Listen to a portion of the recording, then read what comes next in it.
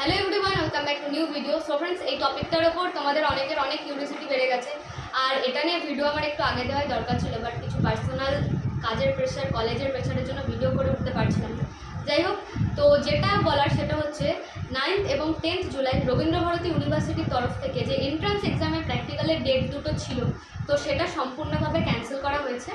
তো এটা ক্যান্সেল হয়েছে সেটা নোটিশে পুরো বলেই দিয়েছে যে নতুন যে নোটিশটা এসেছিল যে জুলাইয়ের 1 তারিখের বদলে ফর্ম ফিল আপের ডেটটা বাড়িয়ে 15 তারিখ করা হয়েছে। সেখানেই লেখা ছিল যে প্রিভিয়াস যে নোটিশটা রয়েছে এন্ট্রান্স এক্সামের ডেটের ওপরে সেটা ক্যান্সেল।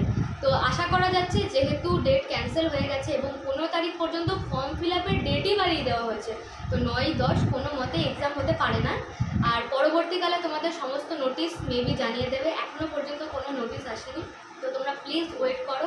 আর জানি না এরকম কেন হচ্ছে, ইভেন গভর্নমেন্ট আর্ট কলেজেও যারা ফর্ম ফিল আপ করেছিল তাদের ফর্মগুলো ক্যান্সেল হয়ে গেছে, নতুন করে ওয়েবসাইটে কাজ হয়েছে এবং নতুন করে ফর্ম ফিল আপ শুরু হবে।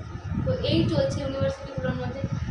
ভেতর কী হচ্ছে, কেন হচ্ছে, এরকম কখনো হয় না, এদের কী টেকনিক্যাল ইস্যুস সমস্যা রয়েছে কিচ্ছু বলতে পারছি না।